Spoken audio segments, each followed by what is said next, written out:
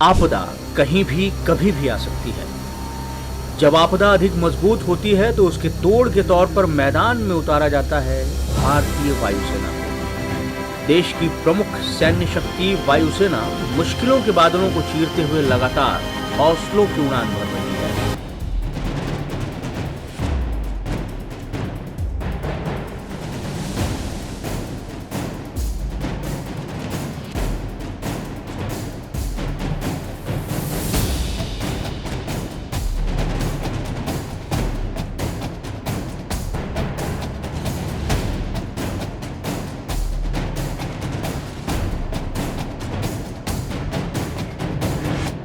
जय हिंद।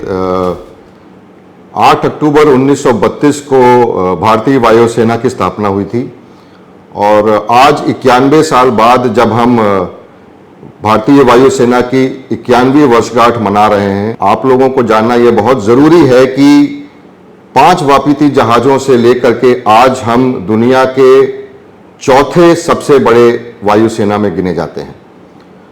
आज हमारे पास अन्य प्रकार की जहाज़ें हैं, फिक्स्ड विंग हुआ, हेलीकॉप्टर्स हुए, जिससे हम अपनी स्ट्रेटेजिक रीच को बढ़ा चुके हैं और भारतीय वायुसेना जो है बहुत ही एक्टिवली इन्वॉल्व है मानव राहत और बचाव कार्यों के लिए, जिसको हम इंग्लिश में ह्यूमैनिटेरियन असिस्टेंस और डिजास्टर रिलीफ कहते हैं और अगर संक्षिप्त में कहा जाए तो उसको हम HADR कहते हैं।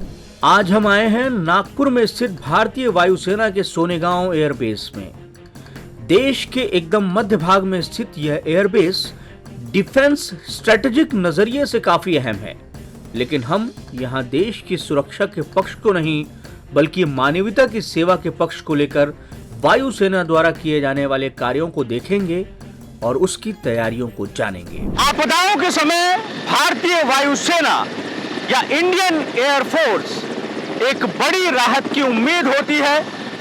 आपदाओं में राहत और बचाव कार्य जो इंडियन एयरफोर्स के माध्यम से किए जाते हैं, उसके जरिए अब तक लाखों लोगों की, करोड़ों लोगों की जिंदगियों को बचाया जा चुका है। यह सिलसिला अब भी जारी है। जब भी देश के किसी भी हिस्से में मुश्किल और चुनौतीपूर्ण हालात होते हैं तो नागरिकों की उम्मीद भारतीय वायुसेना से होती है। इस वक्त हम खड़े हैं नागपुर में स्थित सोनेगांव एयरबेस में और इसी के मातहत काम करने वाली 159 हेलीकॉप्टर यूनिट की कहानी हम आपको सुनाने जा रहे हैं, बताने जा रहे हैं। हम आपको ये बताएंगे कि यह यूनिट किस तरीके से काम करती है मध्य भारत में। इस यूनिट ने अब तक कई सफल ऑपरेशनों को अंजाम दिया है और इन ऑपरेशनों को अंजाम देकर कई लोगों की जिंदगियों को बचाया गया है।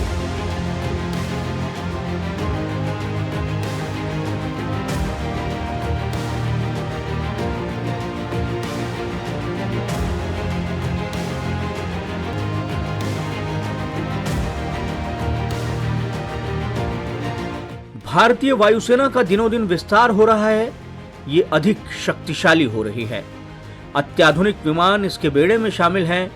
इन विमानों का इस्तेमाल न केवल सैन्य शक्तियों के प्रदर्शन के लिए बल्कि आपदा के समय राहत और बचाव कार्यों के लिए भी हो रहा है।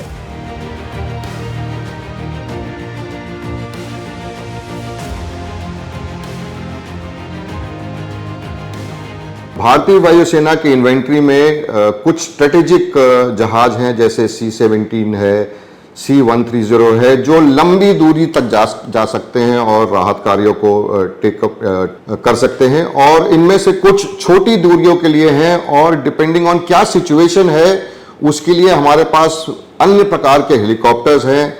छोटे जहाज चेतक चीता जो बहुत ही छोटे जगहों पर लैंड कर सकते हैं, या बड़े जहाज जहां पे ज़्यादा लोगों का बचाव करना है या जहां पे बड़ी मात्रा में सामग्री गिरानी है बचाव कार्य के लिए, या चिकित्सा उपकरण और चिकित्सा सामग्री पहुंचानी है, उसके लिए कुछ बड़े हेलीकॉप्टर्स हैं। उनमें से एक बड़ा हेलीकॉप्टर हमारे पास नागपुर में, जो हमारे पास Mi-17 V5 हेलीकॉप्टर है।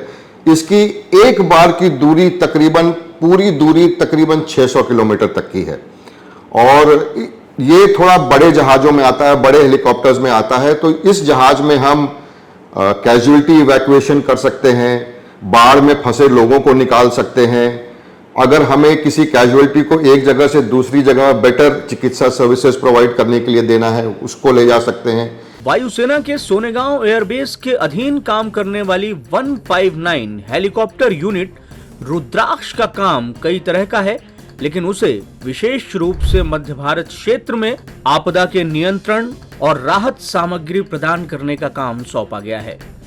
यह यूनिट 2013 में यहां आई और MI-17 V5 हेलीकॉप्टर का संचालन करती है।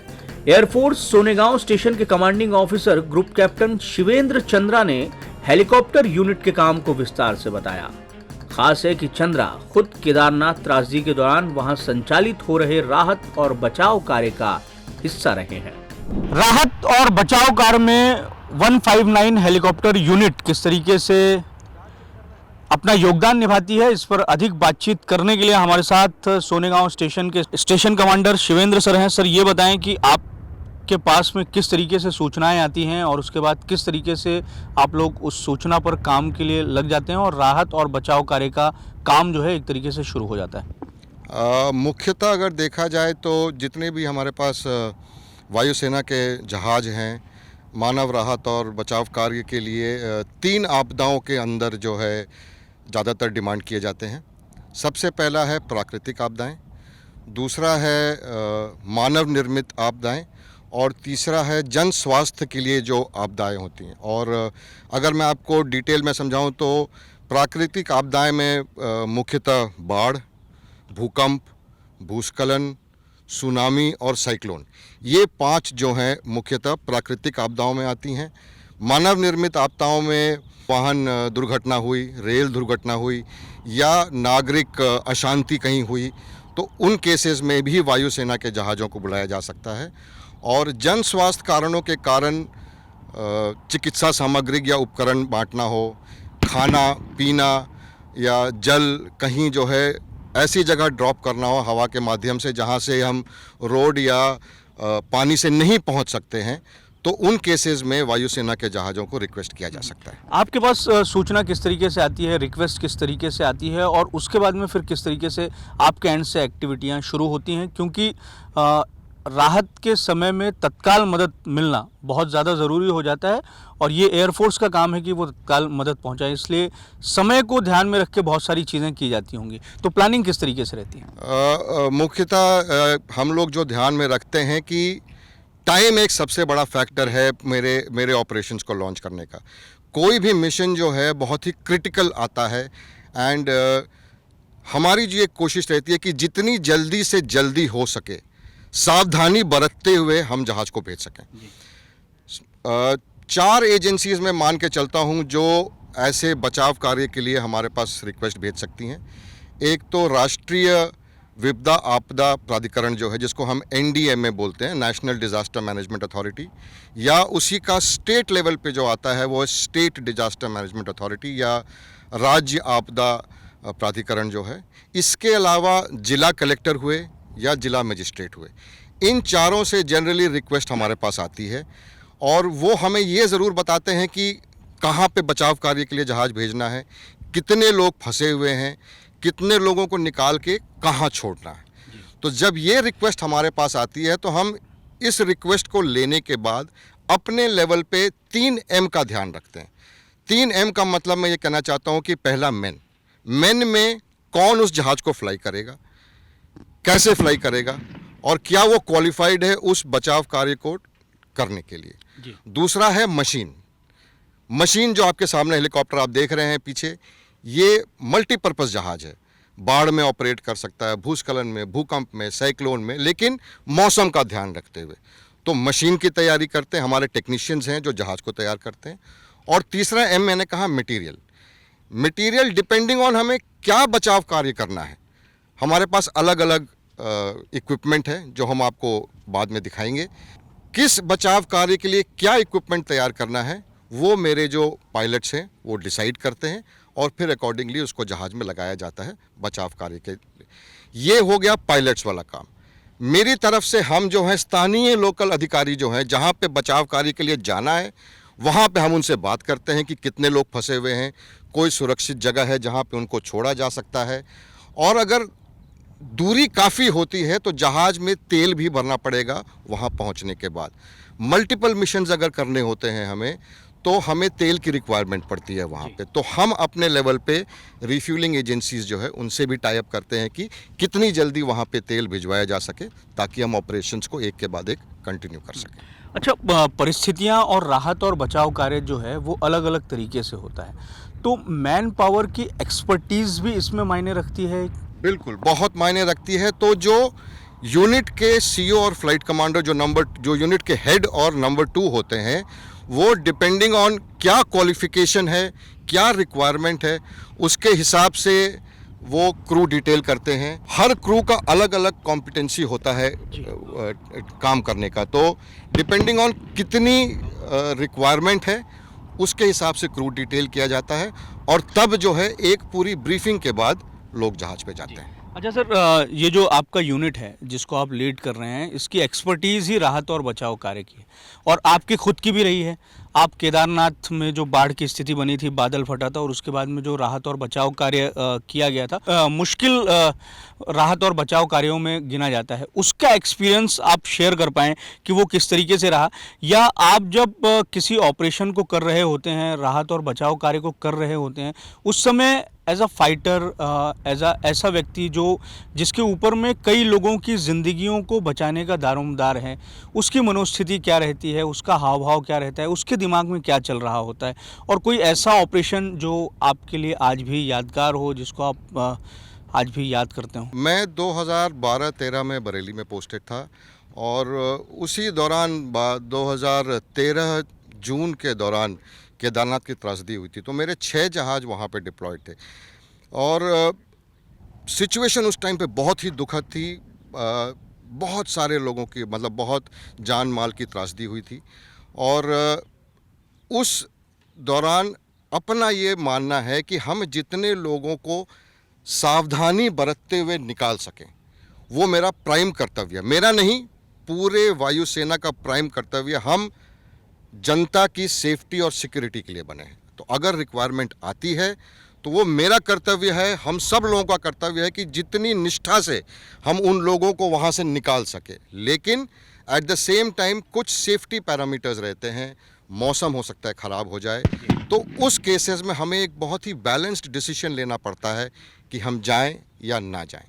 लेकिन पूरी कोशिश ये रहती है कि जहाँ तक हो सके दिल से, दिमाग से उन लोगों को वहाँ से निकाला जाए। केदारनाथ में मुझे तो दिन रात हम लोगों ने वहाँ फ्लाइंग की और हम लोगों ने बहुत कैलकुलेटेड रिस्क भी लिए वहाँ से लोगों को निकालने के लिए। मुझे पर्सनली याद है, आई थिंक हम लोगों की यूनिट ने करीब 300-350 लोगों को निकाला था वहाँ से मुश्किल जगह से। और वो चूँकि हिल्स में हुआ था वो फ्लाइंग के कंडीशंस अलग थे, थोड़ी मुश्किलें कंडीशंस थी एंड हम लोगों ने अपनी तरफ से जी जान लगा करके पूरे ऑपरेशंस को टेक ओवर किया था वहाँ पे। पिछले 3 वर्षों में मध्य प्रदेश, महाराष्ट्र और छत्तीसगढ़ में प्राकृतिक आपदाओं के कारण फंसे 300 से अधिक लोगों को 159 हेलीकॉप्टर यूनिट द्वारा बचाया गया है और उन तक राहत सामग्री पहुंचाई गई है। यूनिट ने अपना सबसे हालिया मिशन 17 सितंबर 2023 को अंजाम दिया, जिसमें मध्य प्रदेश के उज्जैन जिले से 3 लोगों को बचाया गया जो बाढ़ के कारण फंसे हुए थे।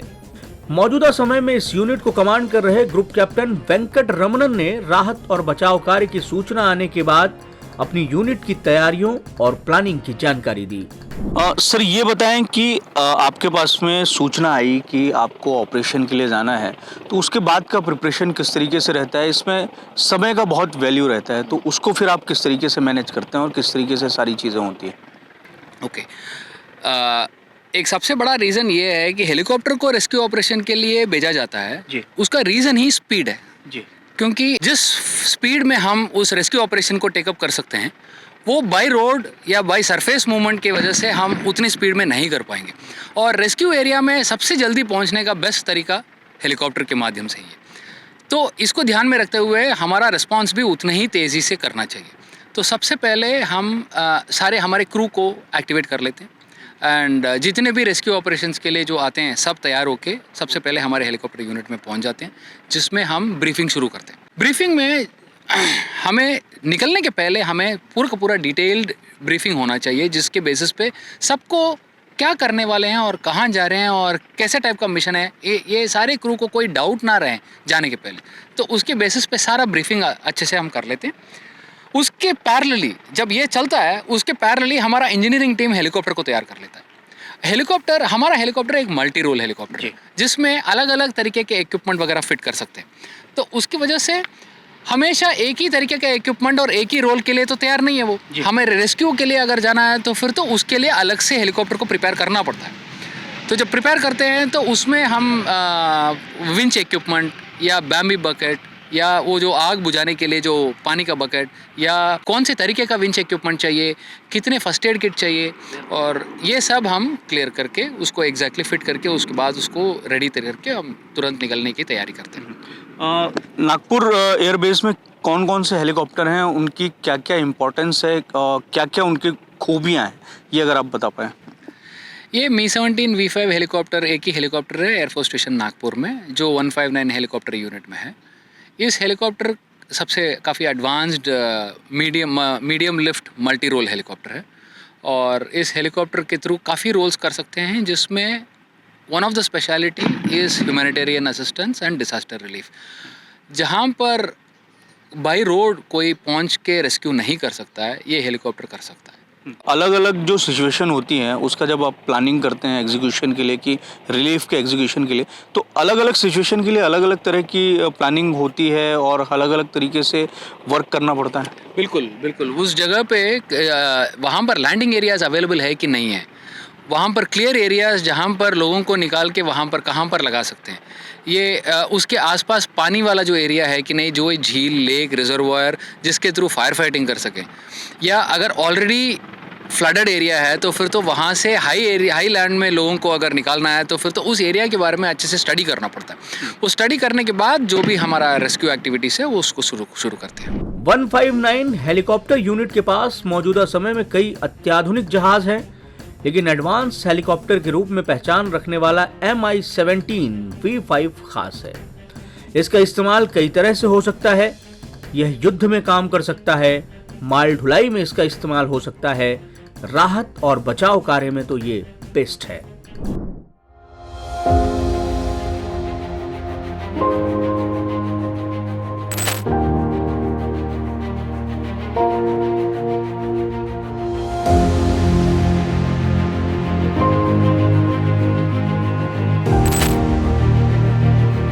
आपदाएं कई तरह की होती हैं और हर आपदा से लड़ने के लिए हर समय वायुसेना को तैयार रहना पड़ता है।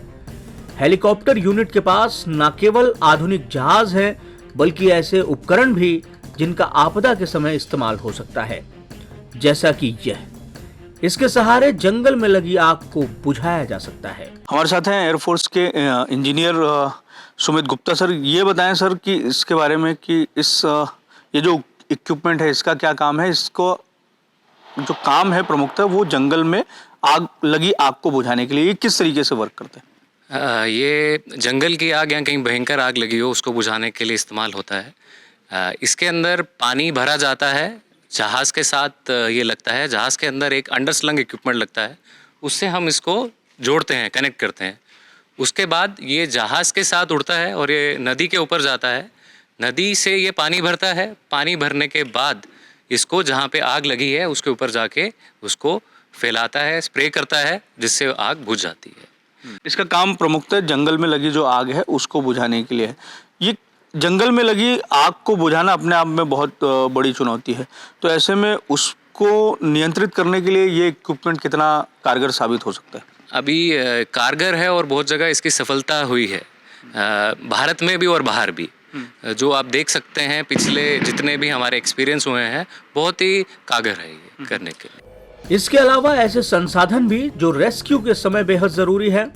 आजकल कहा ही जाता है कि आपदा का कोई ठिकाना नहीं, वह किसी के भी सामने आकर खड़ी हो सकती है।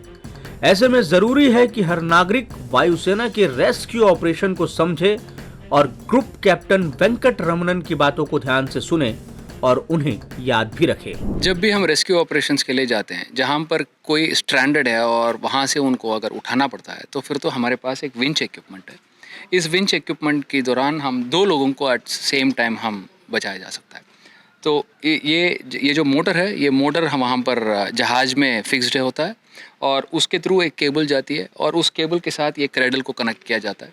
इस क्रेडल को हम सबसे पहले विंच डाउन करते हैं और जहाँ पर हमारे ऑलरेडी गरुड़ कमांडो जो नीचे रेस्क्यू के लिए जो नीचे पहले हमने जो भेज चुके हैं, वो जिसको वहाँ से रेस्क्यू करना होता है सिविलियंस को, उनको इस क्रेडल में बिठाया जाता है एंड उनको हम जहाज़ के ऊपर, क्योंकि वहाँ से बाहर निकलने का कोई तरीका नहीं होता है, तो फिर तो जहाज़ ऊपर से उनको रेस्क्यू करके निकाल देते हैं। ये जो क्रेडल जिसमें 2 लोगों को निकाल सकते हैं, वैसे हमारे पास एक और रेस्क्यू स्ट्रोप है। इस स्ट्रोप के थ्रू हम एक बंदे को, एक आदमी को हम यहाँ से रेस्क्यू कर सकते हैं। ये एक तरीके का एक विंच मोटर है। इसके अलावा हमारे पास एक और विंच मोटर है जो हर Mi-17 V5 के हेलीकॉप्टर में ऑलरेडी फिक्स्ड होती है, तो उसके थ्रू हम हमेशा कभी भी जा सकते हैं। ये अगर कमिटमेंट के पहले कोई ऑपरेशन हमने एक्टिवेट कर दिया तो उसके बाद इस मोटर को हमें फिक्स करना पड़ता है, जिसके लिए थोड़ा समय लगता है। बट वो दूसरा विंच मोटर है जो हमारे जहाज़ में है, वो ऑलरेडी फिक्स्ड रहता है हर जहाज़ में। तो कहीं भी हम कभी भी जाते हैं तो अगर इमीडिएट रिक्वायरमेंट के नेम पे अगर कोई रेस्क्यू मिशन अगर आया तो फिर तो कभी भी हम रेस्क्यू के लिए तैयार रहते हैं। तो उसके थ्रू हम एक आदमी को हम रेस्क्यू कर सकते हैं। और ये सामने की जो सामग्रियां हैं, ये तो आप लोगों के इस्तेमाल की हैं, आप लोगों के सर्वाइवल के लिए हैं। ये हमारे खुद के सर्वाइवल पैक्स हैं। अगर ये कभी भी नॉट नेसेसरली रेस्क्यू ऑपरेशन के लिए, कभी भी हम इधर उधर जब जाते हैं तो हमारा खुद का अगर कोई इमरजेंसी वगैरह हो जाता है तो हमारे क्रू के सेफ्टी एंड सिक्योरिटी के लिए हमारे सेफ्टी इक्विपमेंट और सर्वाइवल इक्विपमेंट हम हमेशा कैरी करते हैं। एक सवाल आपसे ये है कि मुझे लगता है कि आपका जो जवाब है वो हमारे नागरिकों को भी मार्गदर्शित करेगा कि अगर एयरफोर्स कहीं पर राहत और बचाव कार्य कर रही है तो जो व्यक्ति आपदा में फंसा हुआ है और उसका रेस्क्यू हेलीकॉप्टर के माध्यम से या एयरफोर्स के माध्यम से किया जा रहा है, तो उसको किन किन बातों का ध्यान रखना चाहिए प्रमुखतः, जो ज़रूरी है ऑपरेशन को सफल बनाने के लिए और उसकी जान की सेफ्टी के लिए भी बहुत ज़्यादा ज़रूरी है। तो किन बातों का ध्यान रखना चाहिए, चाहे वो आग में फंसा हो, चाहे वो नदी में फंसा हो, बाढ़ में फंसा हो, किसी भी परिस्थिति में फंसा हो, आप किस तरीके से मार्गदर्शन करना चाहेंगे कि किन बातों का ध्यान सिविलियंस को रखना चाहिए? सबसे पहले हेलीकॉप्टर में 2 रोटर्स होते हैं, एक ऊपर मेन रोटर और पीछे का टेल रोटर। कुछ मिशंस में हम लैंड करके लोगों को एवैक्यूएशन करते हैं, जैसे कि केदारनाथ वाले एरिया में आपने देखा होगा, नेपाल के जो अर्थक्वेक हुआ था तब कई जगह पे हमने लैंड करके लोगों को वहाँ से बचाया गया। जब भी कोई हेलीकॉप्टर आपके आसपास जाके लैंड जब करता है तो हमें वो पीछे का जो टेल रोटर जो है, जो दिखते नहीं है और बहुत तेज़ी से वो घूमता है, और ऑलरेडी वहाँ पर ये एवैक्यूएशन और हेलीकॉप्टर मूवमेंट की वजह से काफ़ी पैनिक रहता है सिविलियंस और पब्लिक के बीच में। उस समय पे बहुत ध्यान देना है इन लोगों को कि पीछे हेलीकॉप्टर के टेल रोटर की तरह कभी ना जाए। कभी भी कोई भी हेलीकॉप्टर आके उनके आसपास जब लैंड करता है तो हेलीकॉप्टर के पीछे की तरह कभी जाना ही नहीं चाहिए, क्योंकि वहाँ पर टेल रोटर जब घूमता है तो वो दिखता ही नहीं है। तो उसमें अगर लग गया तो फिर तो 100% बहुत बड़ा इंजरी या डेथ हो सकता है। तो ये लोगों को पता होना चाहिए कि पीछे की तरह ना जाए। और दूसरा, जब भी हेलीकॉप्टर होवर करता है जहाँ पर वो लैंड करने की कोई जगह नहीं है, for example flood relief operations या साइक्लोन के बाद जाके हम किसी को वहाँ पर पानी या फ्लडेड एरिया से जब लोगों को निकालते हैं, तो उस समय ऑलरेडी पानी ग्राउंड फ्लोर के अंदर कई सारे जगह पे ऑलरेडी आ चुका होता है, घर के अंदर पानी आ चुका होता है। तो फिर तो लोग क्या करते हैं, मेजॉरिटी ऑफ द स्टफ़, उनके जो वैल्यूबल आइटम्स है, जो इंपॉर्टेंट स्टफ़ है, वो सबको लेके वो छत पे आके बैठ जाते हैं। अब हेलीकॉप्टर आके वहाँ पर 10-15 मीटर 20 मीटर के ऊपर जब होवर करता है तो हमारे खुद के जो रोटर के जो डाउन वॉश की वजह से उनका सारा सामान उड़ जाता है। तो उनको वो उनके लिए वो वैल्यूबल आइटम है, इसीलिए घर से निकाल के वो बचाने के लिए ऊपर छत पे लेके आए, और उसको भी हमने हमारे हेलीकॉप्टर के डाउन वॉश की वजह से वो उड़ जाता है। तो सबसे पहले उनको अपने आप को जो लूज़ आइटम्स, जब भी कोई हेलीकॉप्टर टेरेस के पास आता है तो फिर तो लूज़ आइटम्स कुछ नहीं होना चाहिए, टेरेस को साफ़ करके क्लियर करके रखना चाहिए। कई बार वो जो इक्विपमेंट जो छत पे है वो हमारे हेलीकॉप्टर के सेफ्टी जो रेस्क्यू करने के लिए गए हैं, पता चला वो हमारे ही खतरा बन जाता है, क्योंकि लूज आइटम्स, क्लोथिंग, उनके कपड़े, ये सब जब हमारे डाउन वॉश में जब उड़ता है तो बहुत बड़ा खतरा ये है कि वो खुद हमारे रोटर में ही आके अंदर फंस जाए, तो जिसकी वजह से हेलीकॉप्टर का बहुत बड़ा एक इमरजेंसी हो जाता है। सेकंड मैसेज उनके लिए ये है कि कोई भी हेलीकॉप्टर जब होवर करके आपको रिलीफ मटेरियल या देने आ रहे हो या उन लोगों को एवैक्यूएट या रेस्क्यू करने के लिए आ रहे हो, वहाँ पर छत बिल्कुल साफ़ होना चाहिए, कोई लूज आइटम्स नहीं होना चाहिए। ये दोनों मैं बताना चाहता हूँ। अगर मान लीजिए किसी को आप ज़मीन से या पानी से निकाल रहे हैं रस्सी के सहारे, तो उस दौरान किस तरीके से बिहेवियर रहना चाहिए जिसका बचाव कार्य हो रहा है उसका, क्योंकि वो भी बहुत ज़्यादा ज़रूरी है। और कई इंसिडेंट्स इस तरीके से हो चुके हैं इस दौरान कि जिसका रेस्क्यू हो रहा है उसकी थोड़ी बहुत चूक के कारण में उसकी जान बचते बचते रह गई। तो ये जब रेस्क्यू ऑपरेशंस होता है तो फिर तो हमारे क्रू में 4 तरीके के क्रू हैं। सबसे पहला क्रू तो पायलट है जो जहाज़ को उड़ाता है। इसके अलावा हमारे पास एक फ़्लाइट इंजीनियर है जो हमारे हेलीकॉप्टर के सारे इलेक्ट्रिकल सिस्टम्स और इंजन ये सारे सिस्टम्स वगैरह ठीक से काम कर रहा है कि नहीं चेक करने के लिए वो बैठा हुआ है। इसके अलावा 2 लोग हैं जो सिविलियंस के साथ इंटरेक्ट करते हैं। वो एक है फ़्लाइट गनर जो पीछे कार्गो कंपार्टमेंट में पूरे रेस्क्यू ऑपरेशन को वो कंट्रोल करता है। वो उसके कंस्ट्रक्शंस पे कैप्टन से परमिशन लेके वो कंट्रोल करता है कि किसको किस जगह से कैसे बचाया जा सके। चौथा आदमी जो बहुत इंपॉर्टेंट है वो हमारा गरुड़ कमांडो है। गरुड़ कमांडो को जब भी रेस्क्यू ऑपरेशंस वगैरह होते हैं तो फिर तो गरुड़ कमांडो को सबसे पहले हम उनको विंच डाउन करते हैं, जो नीचे जाके जो भी सिविलियंस जिसको हम रेस्क्यू करना चाहते हैं तो उनको अच्छे से ब्रीफ करते हैं और उसके बाद उनको। बट उसके बावजूद क्या होता है कि सिविलियंस के अंदर वो एक पैनिक रहता है कि हम फंस गए हैं और वहाँ से जितनी जल्दी से जल्दी उसमें से निकलना चाहिए। बट उनको अननेसेसरीली पैनिक नहीं करना है और जो भी ब्रीफिंग हम देते हैं शांति से उसको सुनना है और एग्जैक्टली सारा ब्रीफिंग सब कुछ उनको बताया जाता है और उसको फॉलो करने से सब कुछ शांतिपूर्वक क्लीनली एवैक्यूएट हो जाएगा, रेस्क्यू हो जाएगा। 159 हेलीकॉप्टर यूनिट के पास राहत और बचाव कार्य के काम कभी कभी आते हैं, लेकिन ये कभी भी आ सकता है। इसलिए जरूरी है कि यह यूनिट हमेशा सतर्क और ऑपरेशन को लेकर चौकन्नी रहे। इसलिए इस यूनिट के अफसर और सैनिक नियमित प्रैक्टिस और आपदाओं की संभावना उसके निपटारे को लेकर चर्चा करते रहते हैं। इस यूनिट ने 2013 से लेकर अब तक अलग अलग तरह के रेस्क्यू ऑपरेशन को अंजाम दिया है। हर ऑपरेशन नई चुनौती और नई सीख देता है। चुनौतियों से लड़ने और सीखने का सिलसिला जारी है जो आगे भी रहेगा। मैं आप सब लोगों को आश्वासन दिलाना चाहता हूं कि वायुसेना जो है हरदम बचाव और राहत कार्य के लिए तैयार है और आप लोग रेस्ट एश्योर्ड रहिए कि किसी भी आपदा में, किसी भी बचाव कार्य में हम तत्पर प्रयास करेंगे कि जितनी जल्दी हो सके हम आप लोगों के लिए हवाई माध्यम से जल्द पहुंच सकें। धन्यवाद। आपदाओं के समय भारतीय वायुसेना द्वारा राहत और बचाव कार्य किए जाने का क्रम लगातार जारी है। उम्मीद के आसमान में भारतीय वायुसेना भरोसे के साथ खड़ी हमें दिखाई देती है। जैसे कि आप ठीक मेरे पीछे देख सकते हैं, जब भी लोग या भारतीय देश के नागरिक मुश्किल हालातों में, विपरीत परिस्थितियों में रहते हैं और हमारा जो स्थानीय प्रशासन लोगों के जान माल को बचाने में असफल साबित होता है, ऐसे वक्त में भारतीय वायुसेना एक बड़ी आशा के साथ और दृढ़ निश्चय के साथ हमारी और आपकी जिंदगी को बचाने का काम करती है। कैमरामैन अतुल गवई और लोकेश मोहिते के साथ दिव्येश द्विवेदी, न्यूज़ 10 न्यूज़, नागपुर।